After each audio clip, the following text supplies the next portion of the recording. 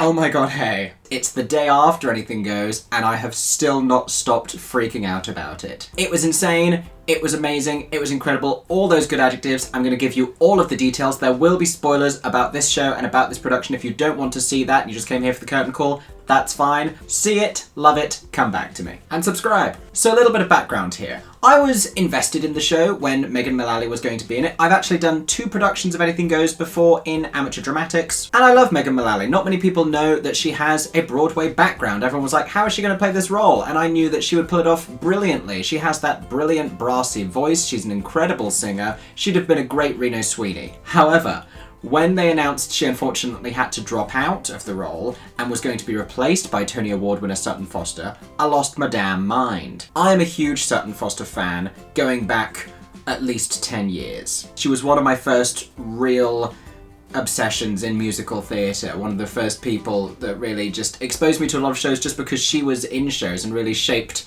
the kind of musicals that I loved for a very long time. I followed this revival very closely when it happened in 2011 on Broadway. I watched everything that came out about it. I watched that Tony Awards performance, as we all did, so many times. I never thought I would be seeing her play that role, do that show over here. I never even thought I would get to see her live because she doesn't do appearances outside of the US, really. She hasn't done anything outside of Broadway and the occasional off-Broadway show, and now a lot of television. Thrilled for her, but I'm also thrilled for me that this has happened. I do want to briefly address the controversy that is surrounding her right now. So this is all about a video that has surfaced in which she, while performing at a concert, I think 10 years ago, performed an audience suggestion song out of a hat, which was And I Am Telling You. This obviously is not a song that fits her as a vocalist, so she made the decision at the time to perform it imitating Jennifer Holliday in a comedic way. The backlash to this has been that it is filled with racist microaggressions, that she is mimicking black singing. I'm not the right person to justify this behaviour, accept this kind of an apology, because it's not about me. What I will say is I saw that video 10 years ago and thought nothing of it, because society has evolved. But there's also a full audience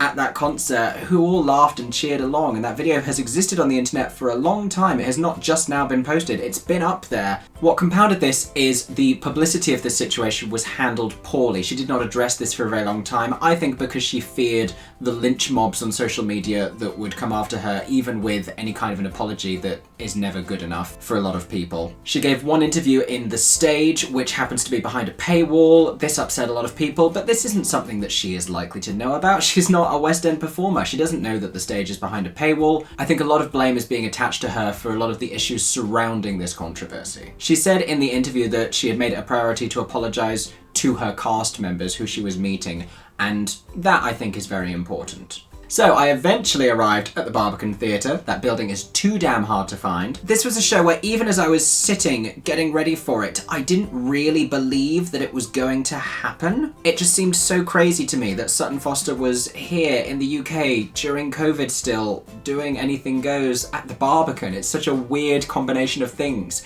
And I was like, I haven't paid enough for my ticket for this to be the show that I'm getting. I'm not going to do a full review because it was the first preview and I don't think you should really review before opening night, but if I was, it would be a 5-star review. So I basically just did. I sat in my favourite seat in the Barbican, which is in the upper circle, BB1, I think is the number. It's one seat by itself. It is the only seat in the row BB. It's weirdly wide. It's on a side, but sightlines for this production are absolutely fine because the stage is not that deep. It was a great view. I would stand by that seat choice if you're curious and wanted to know where some of the cheaper seats are. So as the show is opening, I'm wondering how many people in the audience are here because Anything Goes is quite a famous show for the older generation of theatre goers, Cole Porter music. How many of them are Barbican members who have just come along because it's the first new big show at the Barbican in a very long time? How many of them have just come for theatre because there's not that many shows open at the moment? And how many people are here for Sutton Foster and are going to know who she is? When she came out and did her first line, which is so geared towards it being a grand entrance, and of course on Broadway they do entrance applause as a customary thing most nights of the week anyway, not so much in the UK. She got the biggest entrance applause I may have ever witnessed that wasn't like someone coming on for their own concert in a stadium. It was huge, the reaction was enormous, and she just giggled her way through it and just looked out and waited to carry on with the scene, looking fabulous. I don't think she was expecting that kind of reaction. I'm not sure she knew really what to expect. It was a very unknown quantity for her. I certainly wasn't expecting that huge a reaction, but I was very glad to be participating in it. While we're talking about huge audience reactions, full applause, standing ovation for the end of Act 1 number, Anything Goes. If you know this show, you know that it ends with a big tap number. If you've seen the Tony Awards performance, you can imagine why we were applauding. There was mid-song applause when she did all those chaîné turns in the middle down the line of sailors. You know the part. This happened again after Blow Gabriel Blow at the start of the second act. The song ended and we all applauded and stood up. Now at the end of the first act, they just brought the curtain down, so we all stood up and then we dispersed. At the end of Blow Gabriel Blow, they have to wait for us to stop for her to say, "Hallelujah, they've seen the light." And she was waiting a very long time to do that. And again, she just had to stare out, and thankfully it's that kind of a show where she can smile and she can giggle a little bit. She doesn't have to hold some sort of a serious pose or a moment.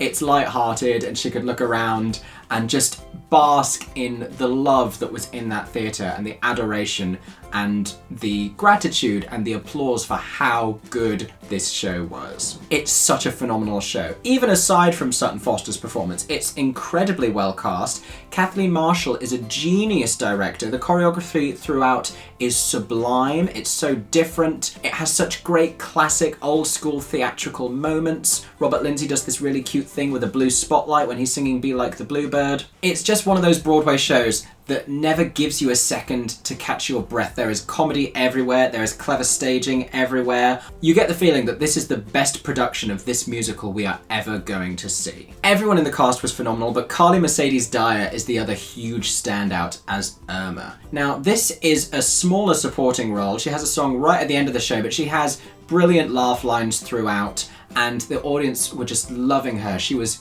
crazy, she was brilliantly committed to her character. I knew she would be phenomenal because she has been such a rising star in the West End. I've seen her in Ain't Misbehavin', I've seen her in The View Upstairs. I'm devastated we never got to see her Jane Seymour in 6. Samuel Edwards as Billy Crocker was also brilliant. The dancing, the vocals, loved everything that he did. I could gush honestly over everyone in the cast. Felicity Kendall, I'm a huge Rosemary and Thyme fan, because of course I am. She was brilliant. She just seemed like she was having the best time, just launching into hysterics and doing little bits of choreo, and she sang a little bit at the end. I'm like, good for you, Felicity Kendall. You're here as well. I spent the whole interval just walking around trying to remember how to function like a human, because it was just awe-inspiring, and it just knocked me for 6 the way things haven't in a really long time. And that's huge, especially considering I knew exactly what to expect. I knew every piece of choreography in that end of Act 1 number, and still my jaw was on the floor. The ease with which Sutton Foster performs this show, how casual she is throughout. The woman does not sweat. I assume she doesn't have glands, because otherwise that's just not human. In terms of changes to the show, all of her dresses are different. Her Anything Goes outfit, her Blow Gabriel Blow outfit, those are the same. Her opening dress is different. It doesn't go right up to the neck anymore. It's more of a shimmery wrap dress with a fur. She still wears a purple dress, but it doesn't have the diamond cutout. It has a droopy sleeve and it's backless. They all look phenomenal. They are all gorgeous. Favourite numbers, aside from the obvious 2, I kept changing my mind, because every number was like, oh, that was the best number in the show, and then, oh no, that was really great, and oh, the audience loved that one. Every number, just they kept topping the last one. Even the numbers that are kind of forgettable in the score were brilliant in this production. No moment of this show is wasted. The only change I really noticed from the 2011 Broadway production to now is they have changed the ending, which is a great, great thing. So if you didn't know the show Anything Goes, it was written in the 20s, and there's these 2 Chinese men in the show, and their portrayal is a racially offensive stereotype. Their characters have been thankfully fleshed out a little bit. They've been given more of an independent motivation. Their lines have been tweaked so that they're not as racially obvious. They're not joke lines for the sake of their race. Their race is no longer being made the joke. And they have much more interesting, non-stereotypical personalities now, which I like. Now, the way that the show normally ended was to do with this deception. It's all an elaborate farce, and the stakes keep getting raised, and there's marriages, and there's people who are in love with other people. It's one of those. And normally 2 of the characters who are not Chinese steal the Chinese men's clothes, come on pretending to be Chinese men, doing Chinese accents, and they lead on Reno Sweeney, who is dressed as a sort of a geisha in a big hat, and her face is hidden, and she's also doing a Chinese accent, and they all bow, and it's very uncomfortable. That has all been scrapped. Instead, they do this thing, and I won't spoil it completely, but the 2 Chinese men are now in on the whole thing. They come along and help them. They pretend to be like solicitors or barristers or lawyers or something like that, and then the other guys come on still playing Chinese men, but not dressed as Chinese men particularly, and not doing accents. And when they lead Reno on, she is just wearing a sort of a glamorous thing with a big swoopy hat that's not at all... No one is dressing as a Chinese person who is not Chinese. No one is doing a Chinese accent who is not Chinese.